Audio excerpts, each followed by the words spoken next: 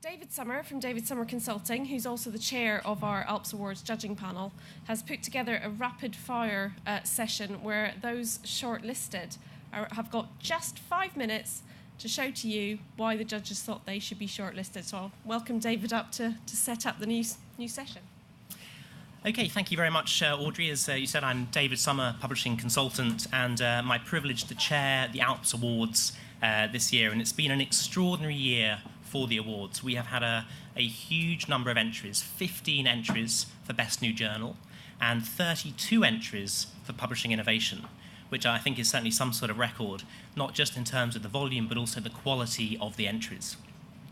So in this session, we're going to be showcasing the finalists. We have 8 finalists, and I will be announcing the award winners tomorrow night at the dinner.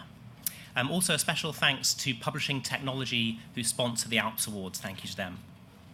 So the rules, as Audrey said, are very, very simple. Each finalist has just 5 minutes and 5 slides to get their case across and to show you why they are a finalist for this particular award.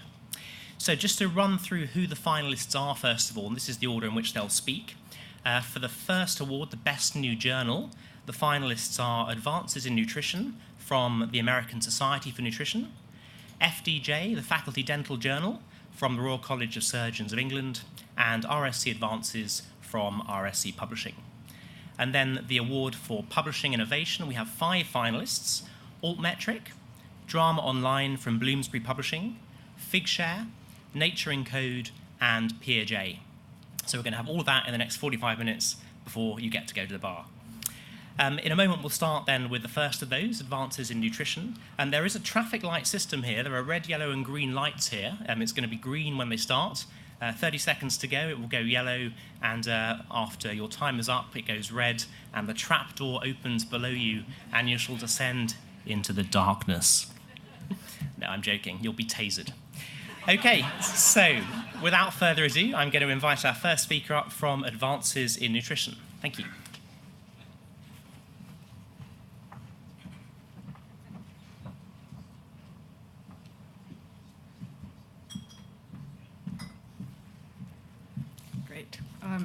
So my name is Karen King. I'm with the American Society for Nutrition, and I'm very happy to be here to speak briefly about our new journal, Advances in Nutrition. Advances in Nutrition was launched in November 2010. It's on the Highwire platform. It is bi-monthly, online only. It features many of the functionalities available to publishers on the Highwire platform, including a mobile-optimized website, email alerts, social bookmarking tools, and individual article statistics, usage statistics, to mention just a few. It is a review journal. The main focus is to publish articles that explain the importance and application of current research in nutritional sciences. So it's really focused on research over the past 5 years, not so much the broad historical view. There are other article types. Besides review articles, we publish nutrient information articles, which are very concise descriptions of the metabolic actions of nutrients, the food sources, and dietary recommendations. We also publish in every issue agency reports, which feature reports of government agencies and nonprofit foundations that address important topics in nutrition and other public health issues. To understand why the journal is so great, it's really, I think, helpful to understand the motivations behind launching the journal. I would also like to mention that this is the first journal published by our society, despite the fact that ASN is over 80 years old, and we have 2 very well-established research journals. Advances is the first journal that we've launched. So it was a big step and an important step for our organization. It is the result of board recognition of the fact that for many active researchers, the focus of research has narrowed, and at the same time, the field of nutrition research is becoming broader and more interdisciplinary. And as a result, it's very hard for researchers to stay on top of developments outside their immediate area of specialization. board felt that good review articles were essential for researchers and students to be productive and remain knowledgeable and up to date and with the vast amount of information that's being published in nutrition. In early 2009, the board decided to do something about it, and of course they established a committee which was charged with developing review articles. But by the end of the year, it was very clear that there was enough content to support a publication and that there were many other advantages for doing that. So we launched. The Advances in Nutrition, the review journal, allowed us to provide comprehensive coverage of nutrition. Our clinical journal obviously publishes clinical research. The Journal of Nutrition publishes basic nutrition research, all aspects of nutrition. And Advances now provides reviews that provide coverage of all topics in nutrition. We decided to make Advances the home for all our review article content. So the Journal of Nutrition and the American Journal of Clinical Nutrition for many years have published review articles, and they continue to do so. That content is compiled on the Advances in Nutrition website so that there's one place where readers can go to easily access all the reviews that are published by our society. I'd just like to close, I have a few seconds, by pointing out what we're proudest about with this journal. First, we're proud that we pulled it off. As I mentioned, we've never done this before. We added no staff. We had really not much of a marketing budget. But above all, we're proud of the content. We think that we've met the goal that was established to provide very high quality reviews that covered a range of topics in nutrition anyway. And our performance metrics, usage, citations, and submissions to the journal bear that out at this time. Of course, there are many challenges ahead, but we're very pleased at this 3-year mark with where we are. Thank you for your interest.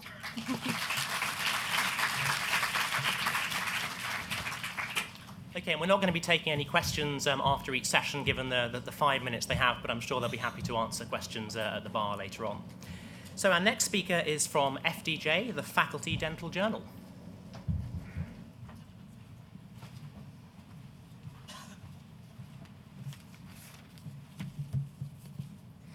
Thank you. It's a privilege to be here today and to present the FDJ to you. So without further ado, what actually is the FDJ? That's a good question. In fact, when you Google it, you may actually come up with some rather strange things. Just to be absolutely clear, we're neither the French lottery, nor do we have anything to do with the cycling team they sponsor, and we certainly don't have an affiliation with the former communist East German Free German Youth. We are, of course, the Faculty Dental Journal, published by Royal College of Surgeons of England. And what it's really all about is, first and foremost, impact.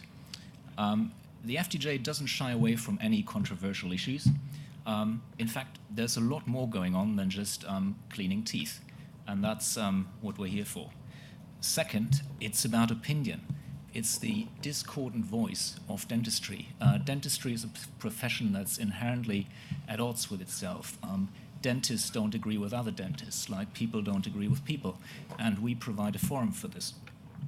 Moreover, being a membership organization, we have an awful lot of experts in their chosen fields at our disposal, and we can draw upon their knowledge and recruit them as authors. Thirdly, it's about practice. It really is about what's going on in the field. It's for practitioners, by practitioners. All this feeds into our editorial strategy. We are about creating a discussion, a dialogue. We're not hiding things, and we're certainly not pulling any punches. And we certainly practice what we preach in terms of our overall approach. It's all about a consistency of experience. We're handcrafting every single issue, from the artwork to the content. So we may be different, we're certainly proud of it, but there certainly is a method to the madness. And that is how we conceive the whole brand. The physical, the visual, the emotional, all this works together to create a unique and quirky journal experience. All this has helped us to achieve some exciting media coverage. We, for instance, in one of our first issues, broke a great story about how the structure of the primary care dentistry in the UK is actually doing a disservice to children and carries. And that was all to do with the way in which dentists are paid by the NHS. So, in concluding, you might as well say that the FDJ is an acronym for a fabulously different journal. At least that's what we might like to think. It's daring.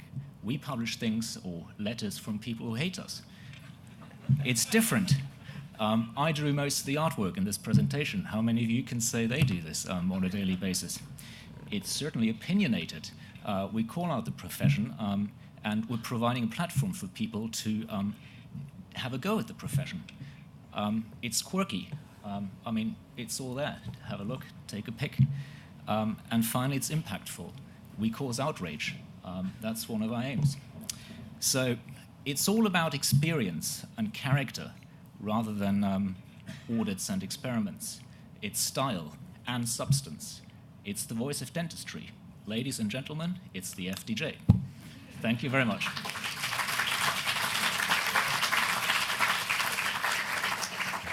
Thank you very much indeed. And then our final finalists in the category of Best New Journal is RSC Advances from RSC Publishing. Great. Well, thank you very much for giving me this opportunity to tell you a little bit more about RSC Advances, which is published by the Royal Society of Chemistry, and to share with you why we think it's earned its place on this terrific shortlist. How does it... Where's the... Whoops. Oh, here, sorry, it's just been... Apologies. Do I get extra time? So my name's Emma Wilson, and I'm the publisher of the journal. So what's RSC Advances all about? What's our vision for the publication? Well, it publishes across the whole of the chemical sciences, so it's an extremely broad journal. We want it to be inclusive, an inclusive journal in terms of the subject breadth, but also in terms of the where the author base comes from. It's important that the journal facilitates the publication. We want to work with our authors so they can publish their work with us and we can disseminate that work to a global audience.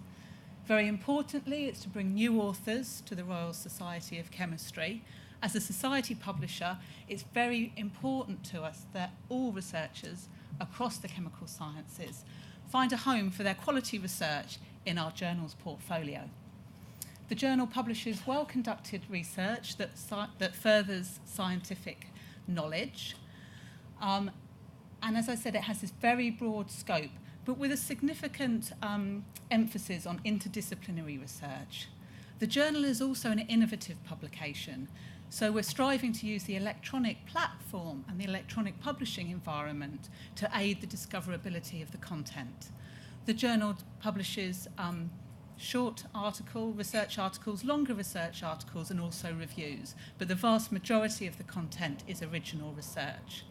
Another important aspect of the journal is that we offer authors to our other publications. We publish over about 40 journals across the whole of the chemical sciences, and authors that have submitted to our more specialist publications, if their work has been declined, possibly because it's out of scope for that journal, or if it just misses the kind of novelty threshold in terms of our very high impact journals, then we invite those authors to transfer their work to RSC Advances as well.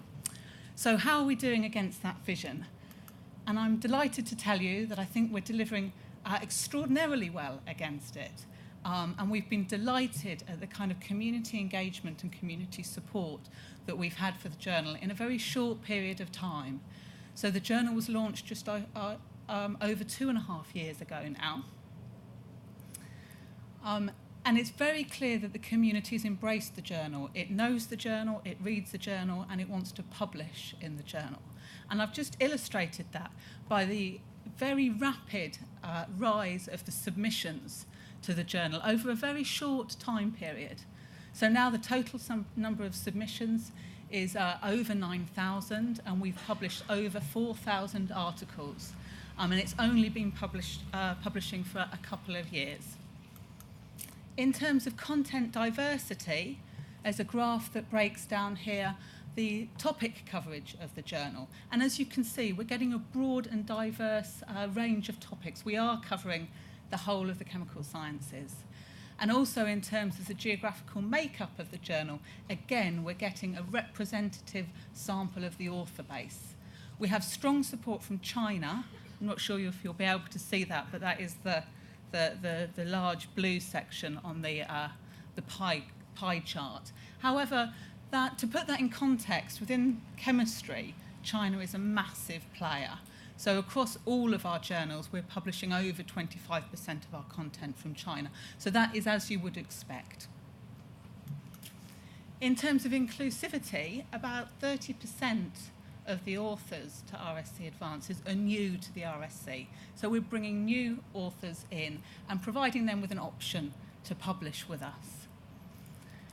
About 40% of the total submissions are invited from other submissions to our more specialised journal. That is an extraordinarily healthy number, but actually as a percentage of our declined content, it's very small. We get over 60,000 submissions to our publications per year. So we're only inviting those transfers if they meet the right quality standards. And talking of quality, the author take-up of transfers is as the journal becomes known in the community, is improving, and about 50% now take that. And talking of quality, the impact factor of the journal is 2.5, which is about the average across the whole of the chemical sciences. So it really has underlined the quality and the impact of the journal. And so I will leave you with my last slide really about the future.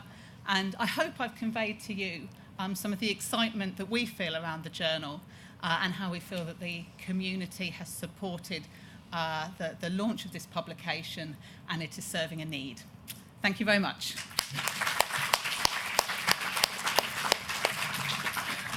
Thank you very much indeed. So now on to the finalists for the second award, Publishing Innovation, and first up is Altmetric.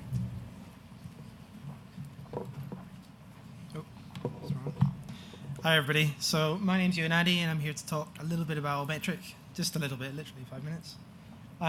So we're quite a small startup, we're also about 2.5 years old. We're based down in London. It started off as an evening and weekends project and it kind of grew from there. So we took on support from Macmillan from Digital Science almost exactly a year ago actually today. And what we do is, I'll take a step back first. We all know that scientists do a lot of things, writing papers and books is one of them, but they also do all sorts of other types of communication work, right? So you can imagine some of them write blogs, some of them talk on Twitter, some of them are involved in things like policy formation. And what Altmetric tries to do is to take those activities and bring them back to the publishers, to the papers. So you might think, well, why is it worth doing? You know, is anyone actually really doing that? Why should we care? And one of the answers is because scientists and academics in general are doing it a lot.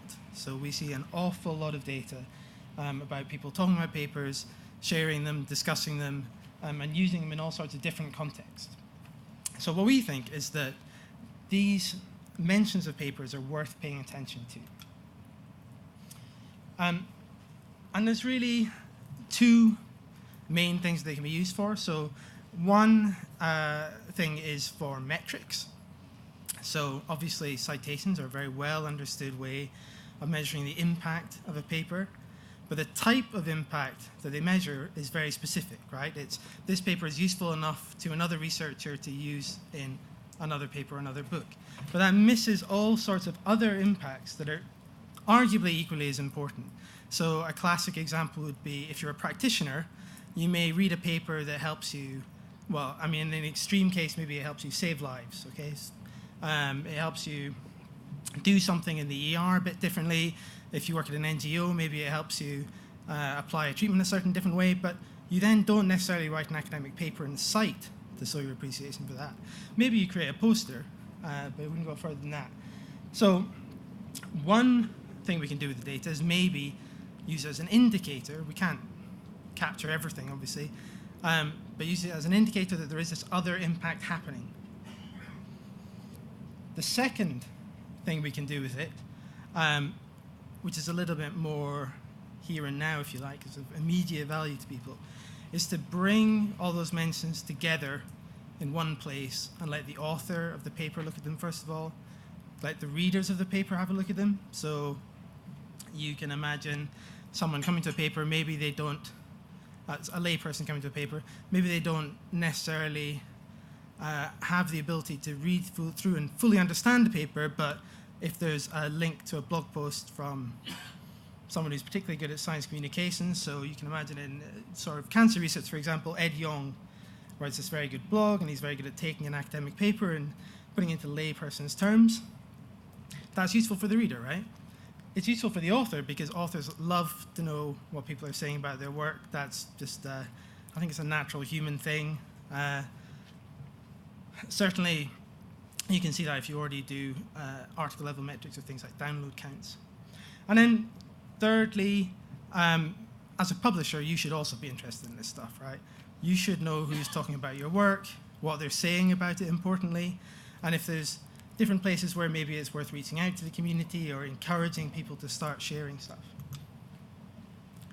So that's all of the theory stuff. In practice, this is what we do for publishers. So we sell an API product that lets you have all this data about each paper. You say, here is DOI X, give me back all of the information you have in it. But we also do these sort of predefined templates, if you like, where all you need to do is add this 2 lines of JavaScript to a journal article page. It shows a badge of some sort, and when people click through, they see a page like this. So here's a page for an article in Cell. You can see that we've picked up a whole bunch of different mentions about it. And then, importantly, we show the actual data as well. So we believe that one thing that's very important to do is to always have an audit trail, not just to have these raw numbers where you say you've been tweeted 14 times. That really doesn't add an awful lot to the conversation. It could mean anything. But what it lets you do if you have the raw data is someone can go and actually eyeball it and say, okay, well, it's 14 people, and one of them, okay. And you know, it's reached someone important. Try and get anecdotal evidence that way. I'll leave it at that. Thanks.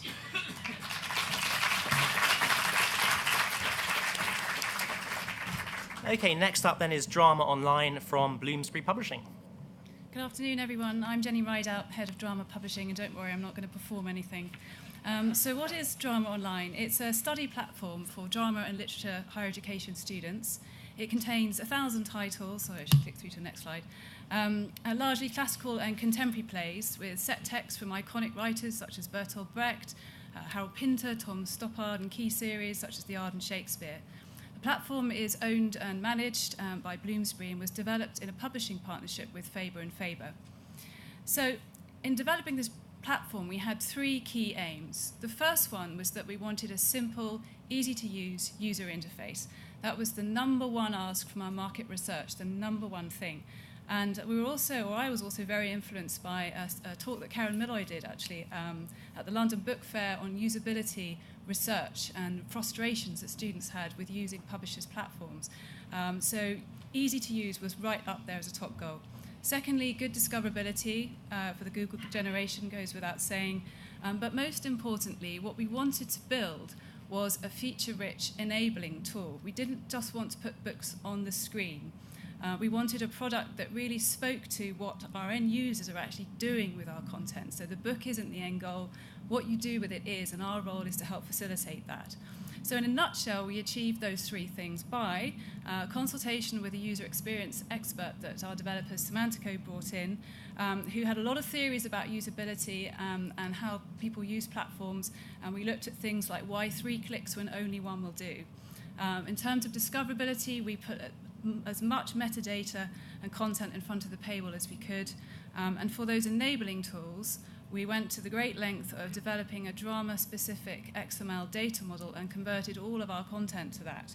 And that underpins the innovation on the site. I'll show you a few screenshots, but firstly, let's consider the end user briefly, because it is all about the end user and not so much all about us. So drama and literature students really do interact with our texts. They read, yes, but they also annotate, they personalize, they memorize, they use the script in performance, they walk around with it. Like all students, they're also using Google for their research. So our job as publishers is to help enable those tasks. So back to the product. This is an example of the very clean e-reading environment that we created. We call it the Reader. We wanted the content to speak for itself. We wanted to keep pace with where e-reading is now. It's very important for literature to allow people to just be with the content on its own without, so you'll see all the primary website navigation is not even present when you get to the content, and that's very important. The table of contents top left can be expanded or collapsed, and the search within. If you mouse over the text, any scholarly annotation reveals itself as a highlight, and then you access that on demand as a pop-up window, but then you can get rid of it, something else that our market always also asked for.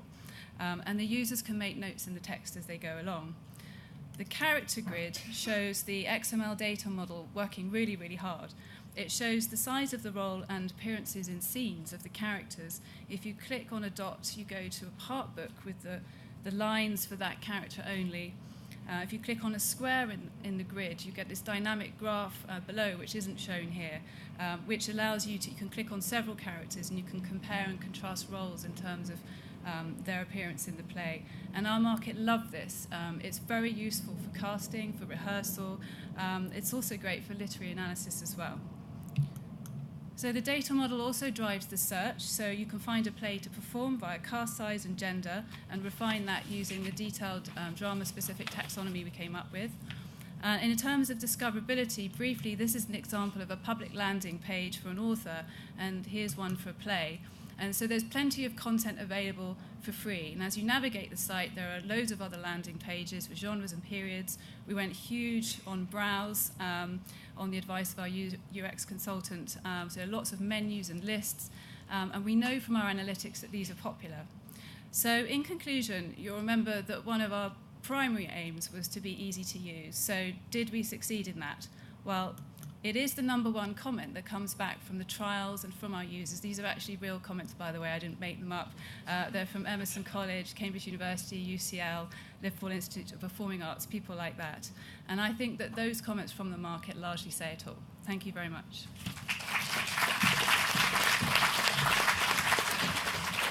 Thank you very much. Next up, we have figshare. Hi, everybody. Firstly, thank you for doing something to do with innovation in scholarly publishing, because there is so much innovation going on right there. There's a lot going on. When I was an academic, I set up figshare when I was an academic and I had a problem, and I didn't realize that publishers were actually being innovative, and it's only since you step out of that role that you come into a world that is truly innovative. And I think open access has pushed that a little bit more. Now the authors are in control. So this is just going to tell you a little bit about what we do with figshare for publishers. When I did set it up, we came up with this idea that I wanted to make all of my research outputs citable, shareable, and discoverable. I'll come back to kind of how we do that and what we do with that, but in the first instance, it was taking things that I wanted as a user for research and applying it to the platform. One of those was visualizing all of the content. So if you've got a video, you click play, the video plays. That's how the internet works. If you've got a spinny molecule, why not try and display the spinny molecule? And as a result of this, we had people in our team working on this day in, day out, looking at visualizing lots of different file formats. That's just a few of them. We add new ones every week, depending on who we're talking to. The publishers often give us good feedback about some new file types, and they don't have to reinvent the wheel by trying to visualize all of this content themselves.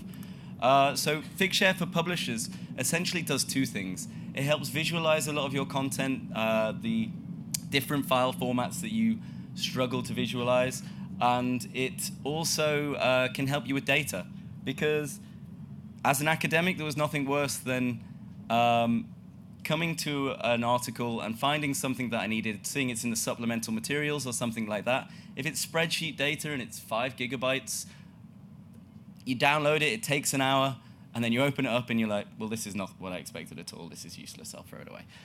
Whereas if you can just eyeball the data, that's something that's really great. The other thing there is we look at hosting large amounts of data for publishers. So I'm going to give you an example of what a couple of those things look like and what we're trying to do. The first one of those is PLOS. As I said, if a video is in an article, you should just be able to click play. Until January, PLOS had their supplementary material just listed as file types. There was nothing really else they did with them. So now what we did is we put in a widget. It required 1 line of code to put it into their system. It's on every PLOS article. All of the supplemental data is visualized by figshare. And it just pops up like this. You can scroll through them. If you click the enlarge button, you can see all of these things. If it's a video, you can play. If it's a data set, you can see the data. And actually, that is something that we expanded on with one of our other publishers that we work with, Fact of 1,000 Research, who are doing lots of innovative stuff themselves. And they had users who uploaded the images of their graphs.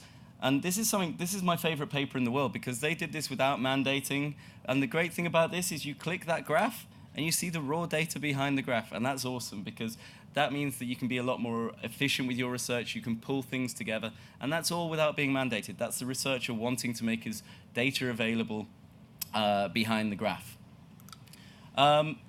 We also have pages on Figshare for every object that we have with a publisher. So Figshare is a platform. I mentioned before, citable, shareable, discoverable. They were our 3 aims. Discoverable was really a difficult one to quantify until January this year, when DataCite, who we get our DOIs off, who some of you may know, they started measuring how many clicks each of the DOIs were getting.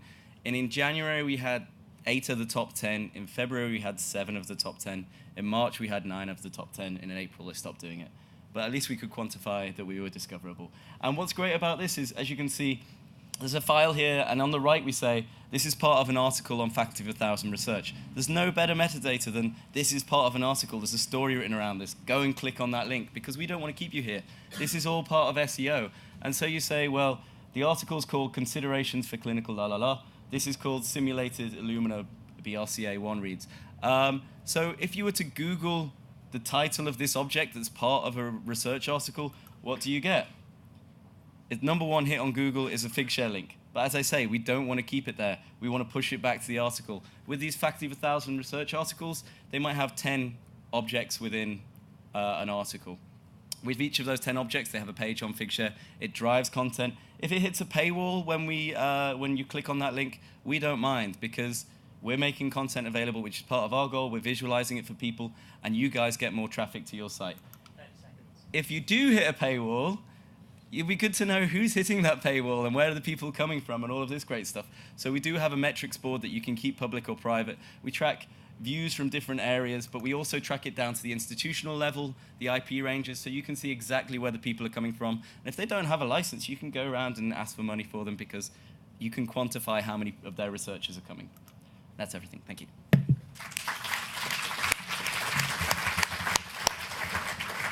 Thank you, Mark. Next up then are Nature ENCODE.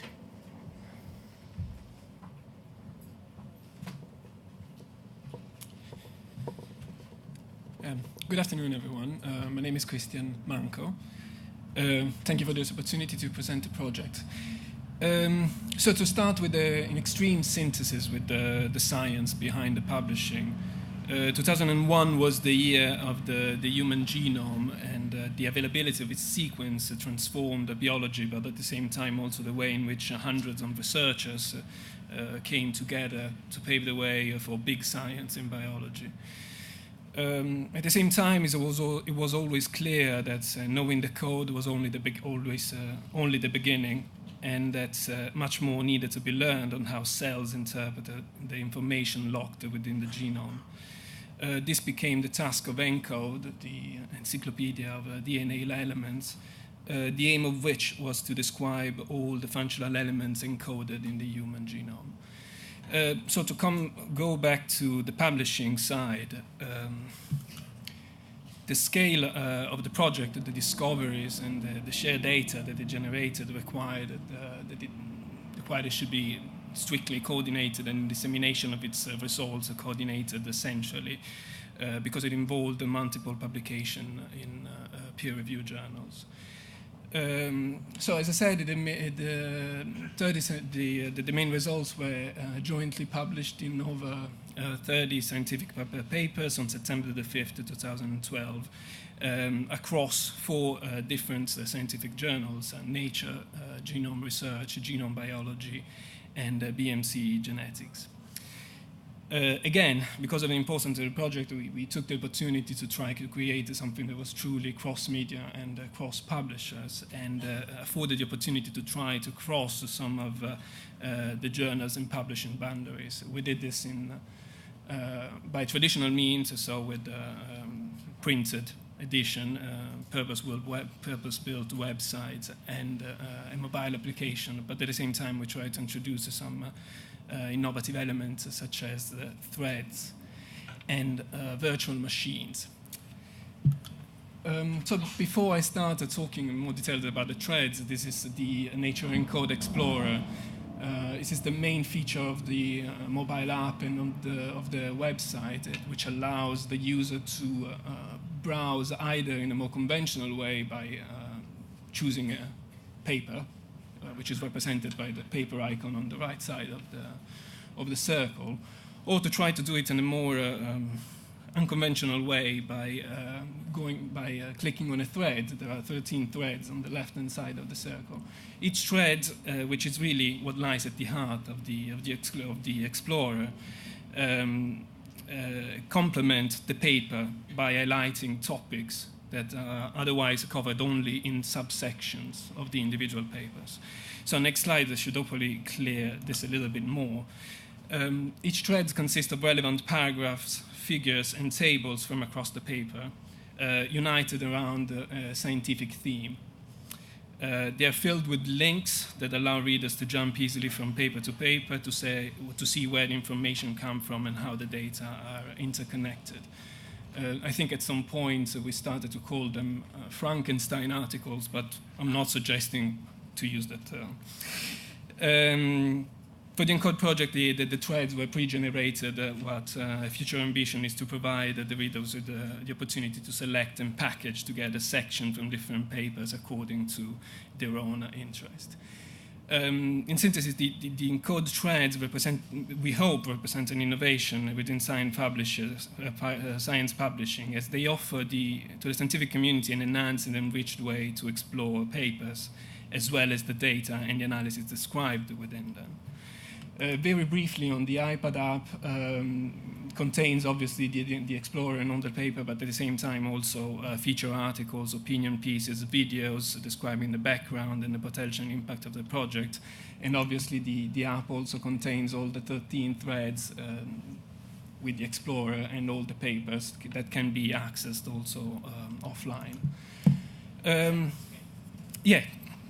Convenient, very quickly, some of the main ideas behind. I mentioned the virtual machines, which are, to the best of our knowledge, the first instance of harnessing data and make them available in a complex way that I can't unfortunately describe here. But what was more actually quite important was the collaboration between the different publishers, and we thank Genome Research, Genome Biology, and BMC Genetics for this, because otherwise the project could not have existed in this form, and in the same way it could not have existed in the form if all the articles weren't published in open access, but this is a much larger debate, of course. So thank you to the team and to all of you for your attention. Thanks.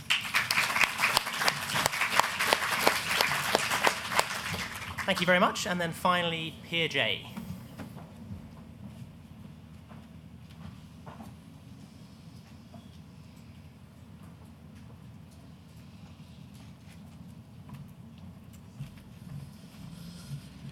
Right, thank you very much. We're very excited to be shortlisted here, and it's great to be in Birmingham again.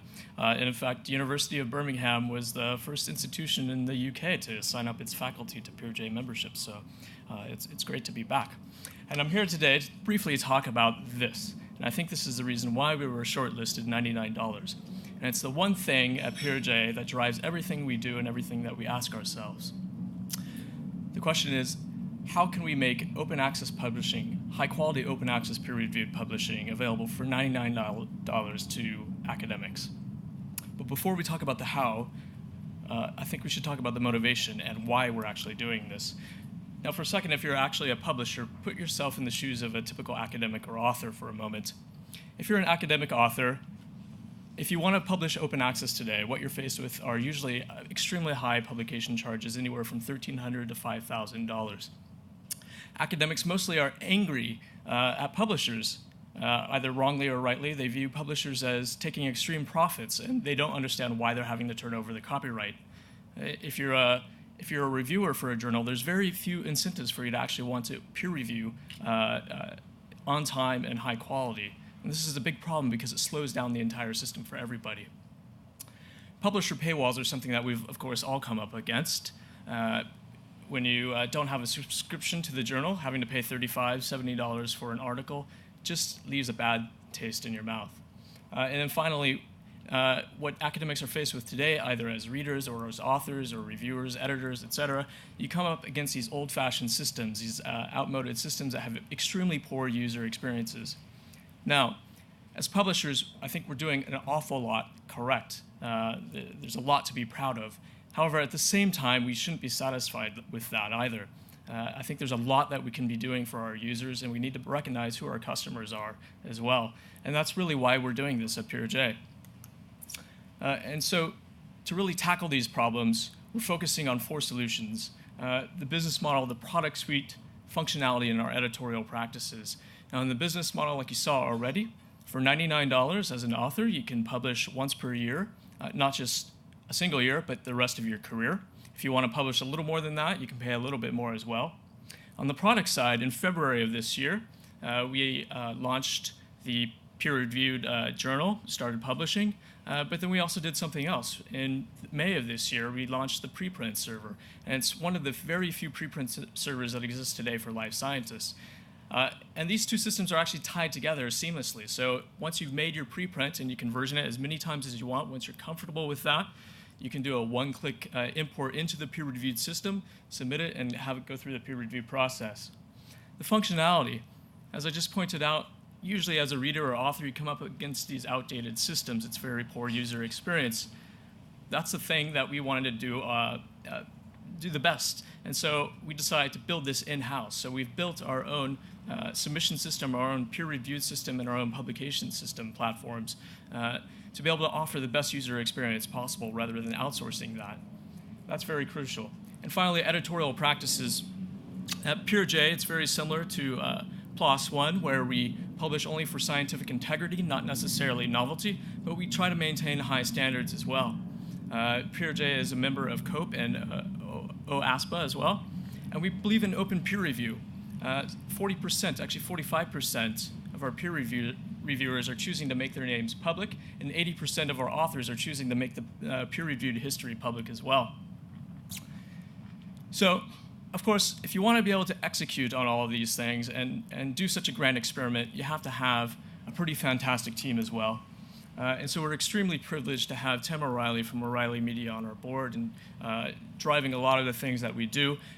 Peter Benfield, my co-founder, who is previously publisher of PLOS One, of course, the world's largest open access journal, myself, and then we have a stellar cast of team players as well that are the experts in XML conversion, in technology, and editorial practices.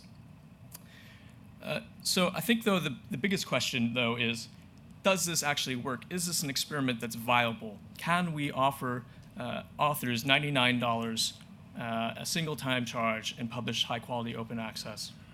And I'm here to tell you that, in fact, the answer is yes. We, of course, announced ourselves last year. We started publishing the peer-reviewed journal in February, and by next year, we're on track to be self-sustaining as well. That's it. I look forward to catching up with all of you this evening. Thank you.